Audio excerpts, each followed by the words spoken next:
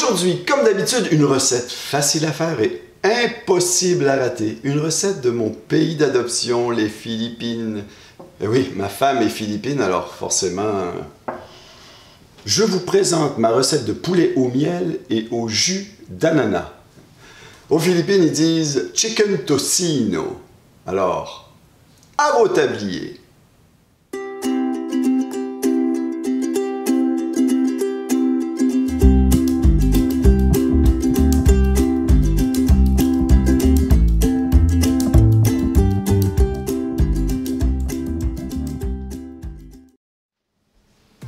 Encore une fois, bienvenue dans ma cuisine. Vous aimez mes idées toutes simples? Eh bien, n'hésitez pas à mettre un pouce en l'air et pourquoi pas, abonnez-vous tout en appuyant sur la petite cloche pour ne rien manquer parce que j'ai pour vous 2 recettes, au minimum 2 recettes par semaine, les mardis et les samedis à 13 h.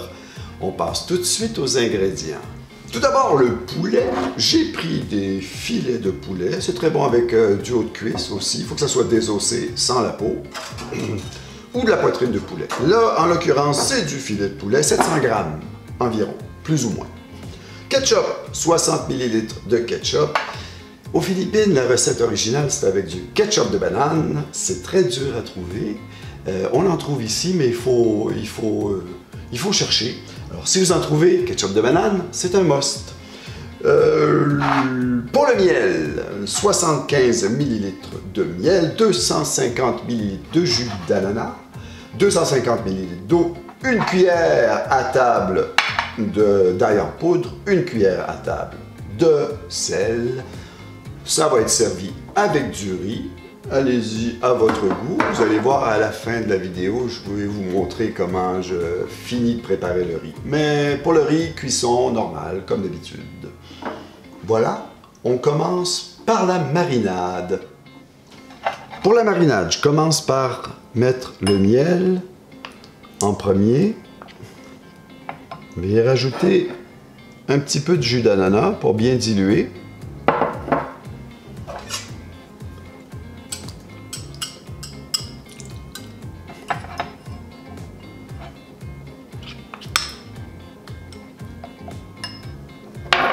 Je verse le reste du jus d'ananas.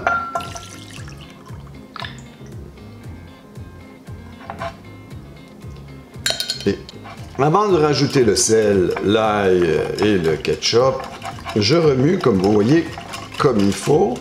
Je veux bien diluer le miel. Bon, une petite note, vous pouvez mettre du sucre à la place du miel. C'est un peu plus, la quantité. C'est bien meilleur avec le miel. Si vous n'avez pas de miel, vous pouvez mettre de sucre. Voilà, c'est bien mélangé. Alors, je rajoute mon ketchup, sel, poudre d'ail,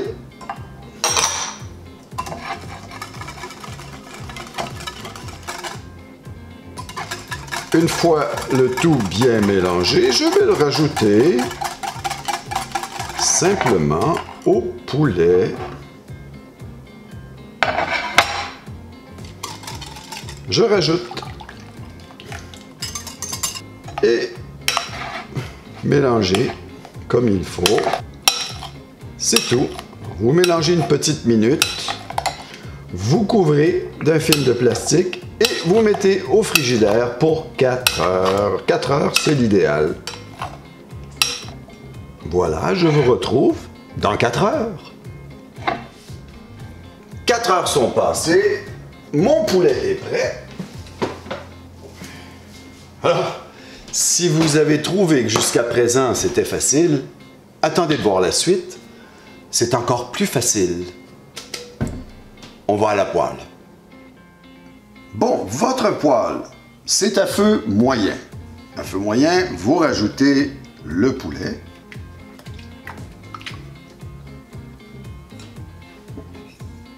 Ensuite, 125 ml d'eau environ pour recouvrir.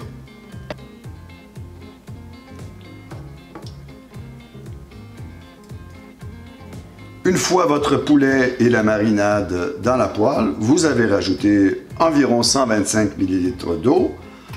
Vous amenez tout ça à ébullition. Bon, on voit que notre poulet bout.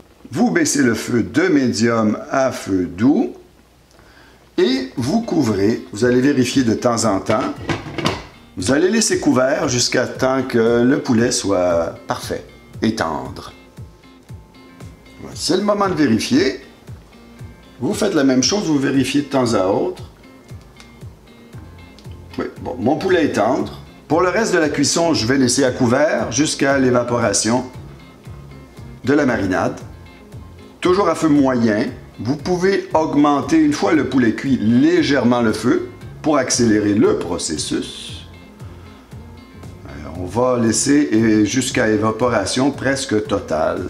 Des fois, ça dépend toujours des feux, de la cuisinière, de la façon dont on cuisine, vous allez vous retrouver avec moins d'eau. Vous pouvez rajouter un autre 125 ml d'eau. Mais comme vous voyez, ici, ce n'est pas nécessaire. Et la plupart du temps, ça ne sera pas nécessaire. Comme vous voyez, la marinade a très bien absorbé. Il n'y en a presque plus. Ça va être le moment de rajouter 2 cuillerées à soupe d'huile de canola ou d'huile d'olive, si vous voulez. Mais la recette originale, c'est de l'huile de canola. Et ce que je vais faire, je vais caraméliser mes filets.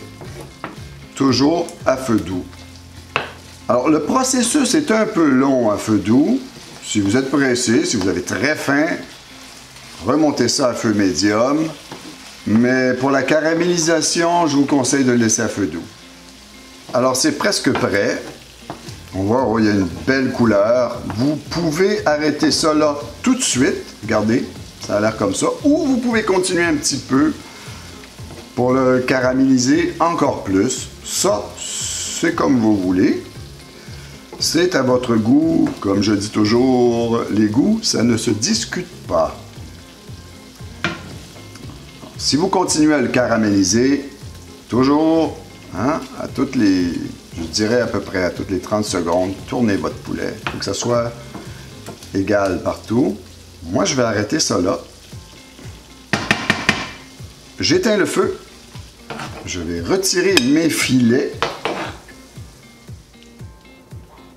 J'ai réservé mes filets. Pour le riz, vous avez préparé votre riz. Ce que je vous montre, c'est facultatif. Moi, je vais faire frire le riz. Alors, je rajoute 2 cuillères de beurre. 2 cuillères à table de beurre. Je vais récupérer tous les sucres de ma marinade. Et je vais tout simplement faire frire mon riz.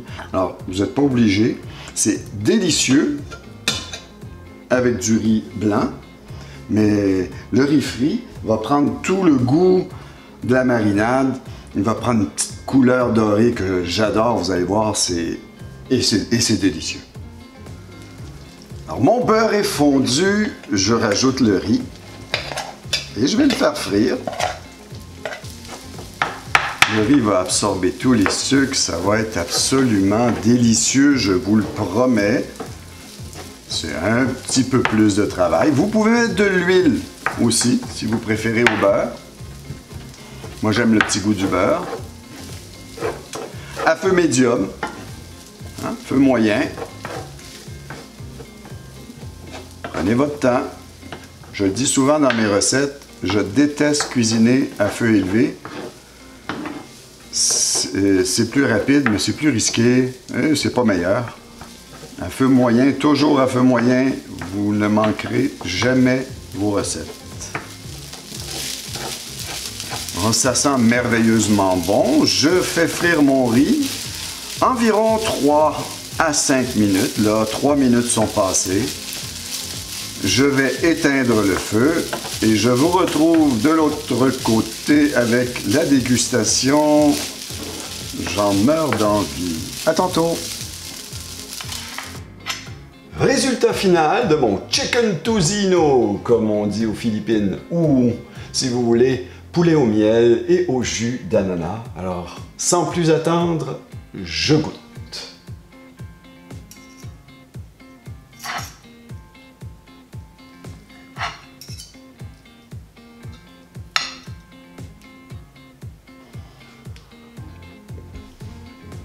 Oh.